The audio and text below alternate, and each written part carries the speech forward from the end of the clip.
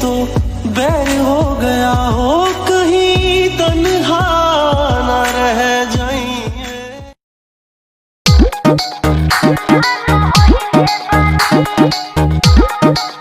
कारी अखिया में काला काला काजल,